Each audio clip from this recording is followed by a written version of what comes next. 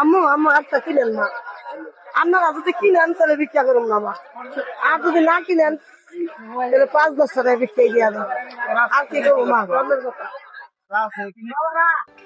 এটা কিনেন, আমার স্বামী অন্ধ, ফুল বিক্রি করে খেবার চাই, এটা ব্যান কিনেন।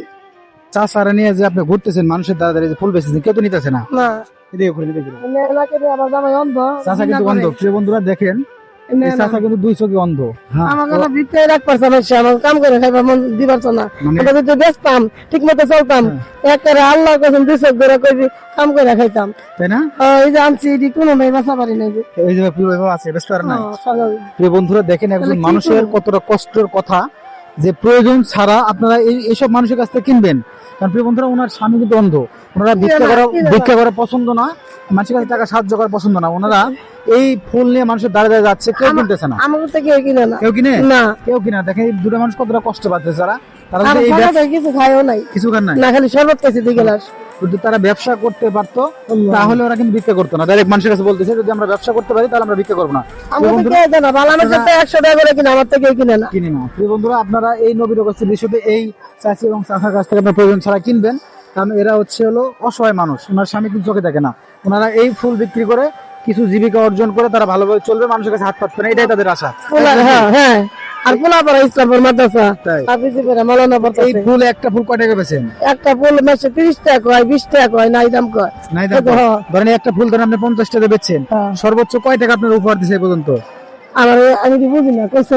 মানে 50 টাকাতে আপনি ফুল বেচছেন হ্যাঁ, কারো কাছে, হ্যাঁ। তো আপনার বেশি উপহার কয় টাকা দিছে না আপনারা? তাজা নাই একটা আমার, ধরেন- না আর কম কয়। আর কম কয়।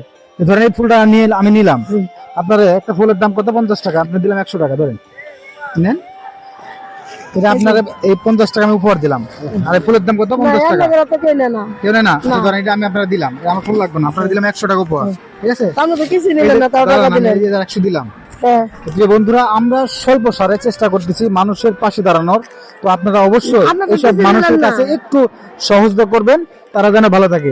ওই যে আমরা আপনারা তো বললেন হ্যাঁ। যে দুপুরে এখন কিছু খাই নাই, না। তো এই জন্য আপনাদের দুজনের 200 টাকা দিলাম দুপুরে খাওয়ার জন্য। আরে বাবা, আমরা তো ফুল দিয়ে টাকা নিবার চাই, তাও তো দেয় না। এই তো আমি এই যে ফুলটা নিলাম, হ্যাঁ। এটা নিলাম, এই যে ফুল নিছি না, আরো নাও। না এই যে তো একটা নিছি আমি, একটা থাক। আর এই ফুলটা সন্তান হিসাবে আজকে আপনার উপহার দিলাম, মা হিসাবে। আমি বাবা, সন্তান, তোমরা আপনার এত মা। ভালো। ঠিক বাবা আছে? কও কি রে, এর মেলে তো আমি জীবনে ভিক্ষাই করুম না, এরম মানুষ কই পাবো? এই বন্ধুরা আপনারা এইসব মানুষের কাছ থেকে একটু সুবহান। কিনবেন, যাতে এরা একটু ভালো থাকে, এটাই আশা।